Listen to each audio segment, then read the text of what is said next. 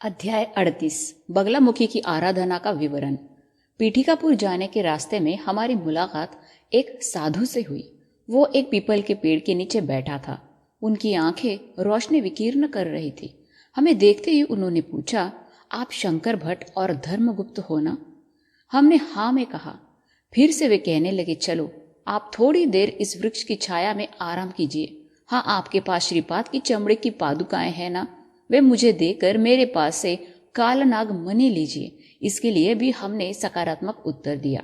मैंने पूछा, आर्य, जब से मैंने श्रीपाद का दिव्य चरित्र लिखने का संकल्प लिया, तब से मुझे श्री चरण के ऐसे भक्तों से भेंट हो रही है जो मुझे उनके जीवन के प्रत्येक साल से घटित घटनाओं पर रोशनी डाल रहे हैं। इसके पीछे कोई वजह है क्या? इस साधु ने प्रत्युत्तर दिया, श्रीपाद जी आदि भैरवी तथा भैरव का संयुक्त स्वरूप है। काल पर हुक्म चलाने वाले काल भैरव भी वही है। वे काल स्वरूप है। काल पुरुष उनसे अलग नहीं है। वे ही महाकाल स्वरूप भी हैं। कब कौन सी घटना घटित करना उनको मालूम है। इसलिए अव्यक्त में उपस्थित उनका संकल्प स्वरूप के बारे में ताड़ना देश काल रूपी के चक्रव्यूह में फंसा हुआ प्राणी को नामुमकिन है। देश कालों में खेलना उन्हें साधारण कंदुक क्रीड़ा लगता है। जीवी उनका परिमाण क्रम, उन जीवियों के स्वभाव, उनका धर्म और कर्म, उनके फल और प्रभाव सभी श्री चरण के नियंत्रण में है। जो प्रकांड पंडित होने का अभिमान रखते हैं, पल में उन्हें अज्ञानी कर लेते हैं। महाअज्ञानी को वेद वेदांग निष्णान करते हैं। वे योग संपन्न अवतार है। किसी को उनका अवतार पुरुषत्व और दत्त तत्व पहचानने के लिए अपना पाप की राशि दग्ध होना है और उसे कई ज्यादा गुना पुण्य का संचय करना है। ये आम बात है, परंतु वे प्रसन्न हुए तो इस साधारण बात की परवाह किए बगैर भक्त का संरक्षण करते हैं। वे क्षण क्षण लीला विहारी है। श्री वल्लभ जी का चरितामृत अध्ययन करने वालों को क्रमशः विकास कार्यक्रम होता रहता है। इसलिए उनके जीवन के प्रत्येक साल की एक दो घटनाएं तुम्हें समझा रहे हैं। वो भी काल अनुक्रमणिक रीति में बताना उनकी दिव्य लीलाओं में एक भाग है। ये सोचना गलत है कि वे सिर्फ भूगोल की उन्नति के लिए अवतरित हुए। कई करोड़ ब्रह्मांड हर पल सृष्टि स्थिति लय इन तीनों स्थितियों से गुजरते रहते हैं। उनके ब्रह्मांडों के विकास गति की लगाम श्रीपाद जी के हाथ में है। उनके दिव्य नेत्रों के किनारों में कई करोड़ ब्रह्मांड वृद्धि क्षय प्राप्त करते रहते हैं। यही उनका यथार्थ तत्व है। वो परतत्व जो निराकार है, अव्यक्त में जिसकी स्थिति के बारे में हमें बिल्कुल अंदाज नहीं है, ऐसा महातत्व नराकार में पीठिकापुर में अवतार लेना ही एक दिव्य लीला है। अवतरित होने के बाद उनसे किए जाने वाली लीलाओं की सीमा कहाँ? वे भी उनका वर्णन करके खामोश रह गए, क्योंकि वेदों का ज्ञान सीमित है, जबकि उनका ज्ञान शक्ति करुणा आदि अनंत है। वे सभी देशों में सभी कालों में रहते हैं। वे सच से बढ़कर महासच, ज्ञान से बढ़कर महाज्ञान और अनंत से बढ़कर महाअनंत है। तो आइए जानते हैं बगलामुखी की उपासना। असल में मैं बंगाल देशवासी और बगलामुखी उपासक हूँ। ये देवी 10 महाविद्याओं में एक है। व्यष्टि रूप में शत्रु नाश चाहने वाले इस देवी की आराधना करते हैं। समष्टि रूप में परमेश्वर की संहारक शक्ति भी बगलामुखी ही है। शत्रु सिर्फ पराया दुश्मन ही नहीं, बल्कि हमारे ज्ञान के बिना हमारे अंदर उपस्थित अंधकार शक्तियां, दुष्ट शक्तियां, असुरी शक्तियां, राक्षस शक्तियां आदि से बचकर निकलना हो तो बगलामुखी की आराधना करनी है।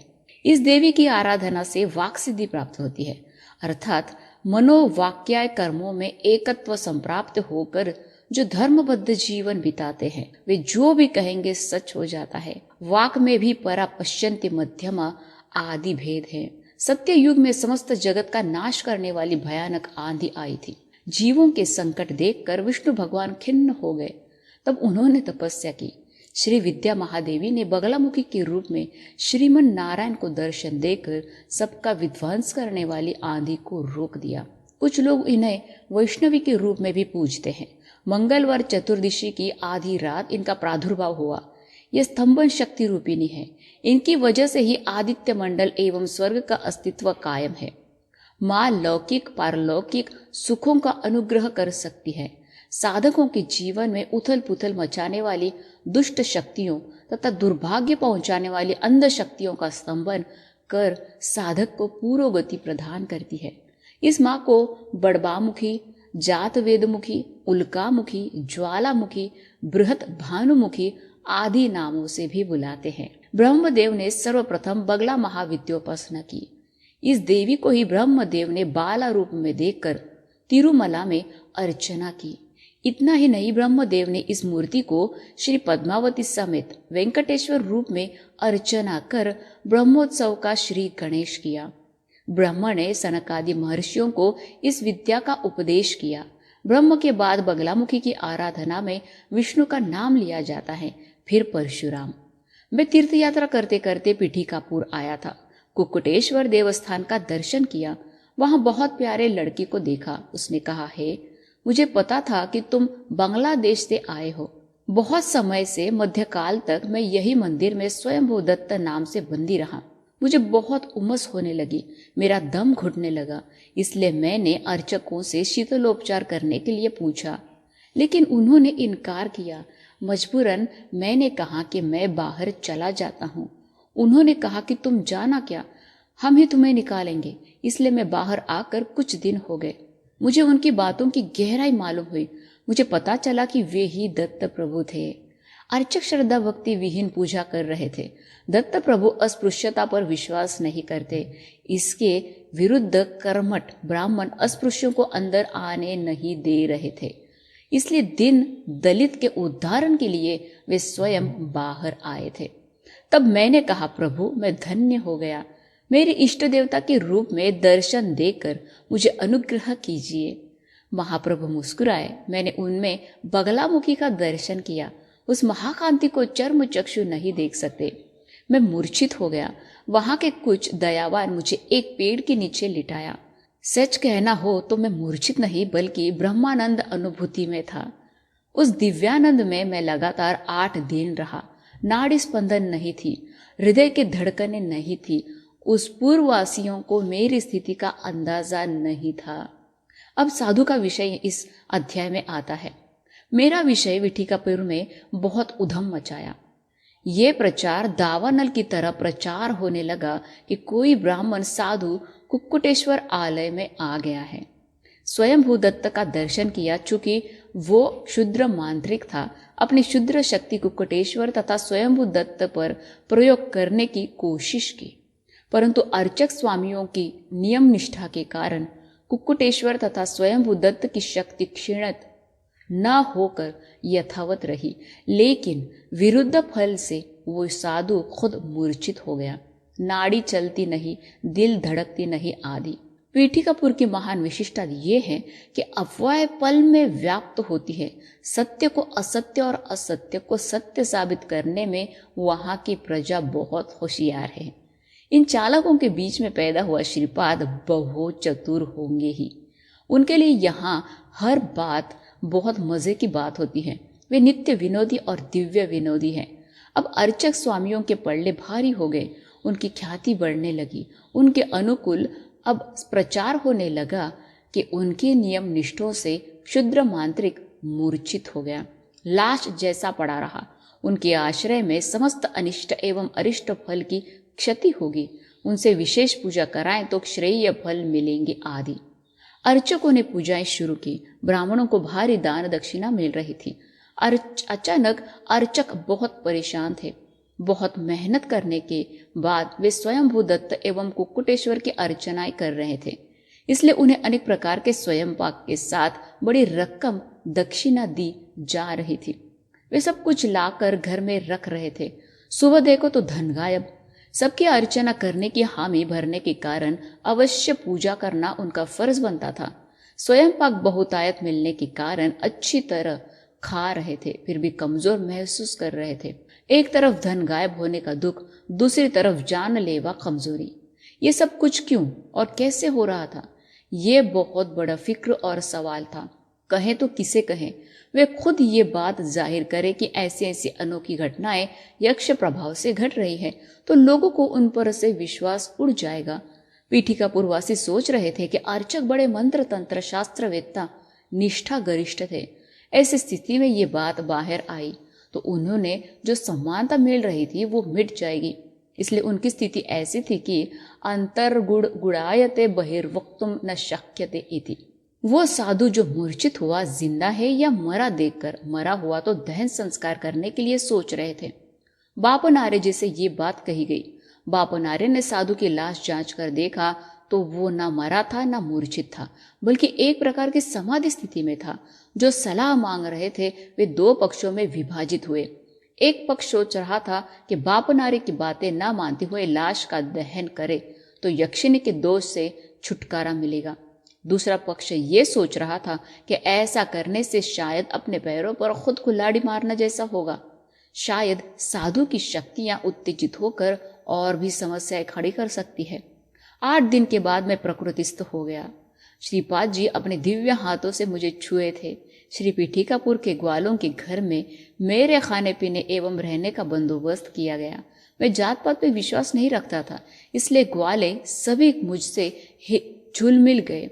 उनमें एक ग्वाली थी जिसका नाम था लक्ष्मी।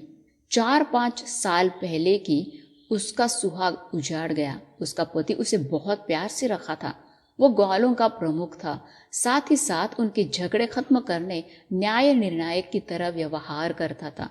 उम्र में छोटा था, लेकिन पढ़ा लिखा होने के कारण जायदाद के पत्र पढ़ना, उनके हिसाब से बंटवारा करना, जमीन के कागजात तैयार करना आदि कामकाज करता था। इसलिए ही उम्र की परवाह ना करते हुए वो प्रमुख चुना दिया गया। उसकी धर्म पत्नी लक्ष्मी पतिव्रता थी जिसकी हम बात कर रहे हैं।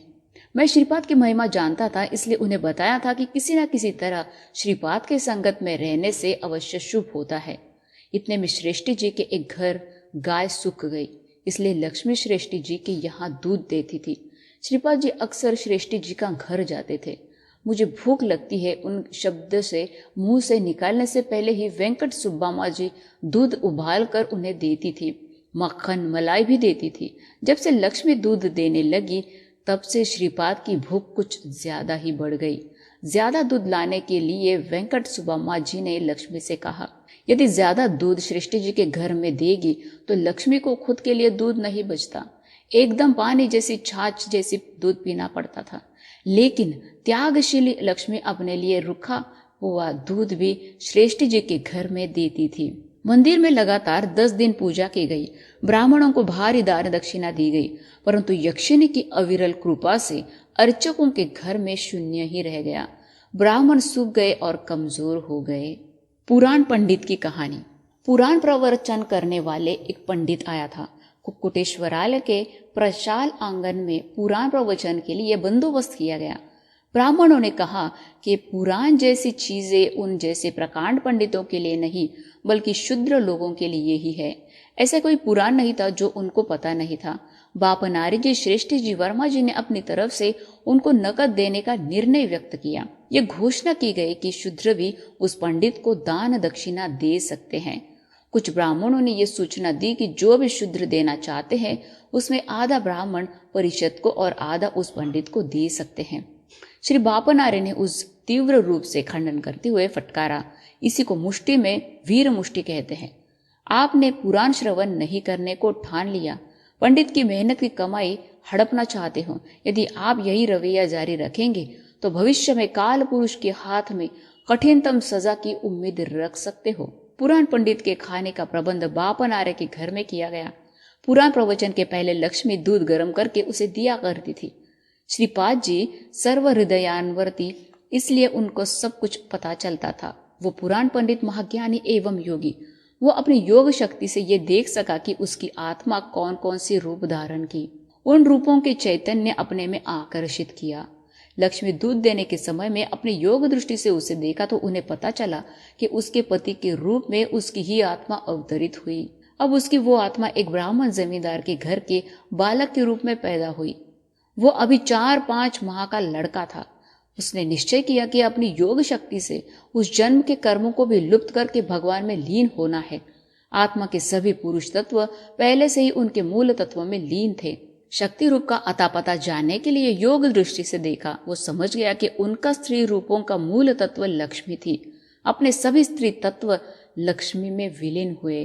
लक्ष्मी को भी अपने पति से बहुत प्यार था। उसे ये भी पता चला कि अपना पति पूर्व शरीर को अभी तक छोड़ा नहीं। कई बार पति अपने बाजू में खड़ा होना वो देख सकी। विरजा नदी को पार करने वाले उनके नाम पर गोदाम किया। गोमाता कुशल मंगल अपने पति को विरजा नदी पार करवा के भूलोक में दूसरी गाय के रूप में पैदा हुई, क्योंकि उसे गो माता का दर्शन से भी बहुत प्यार हुआ था। विरजा नदी पार किया हुआ लक्ष्मी के पति का चैतन्य अपने मूल तत्व पुराण पंडित में ऐक्य हो गया।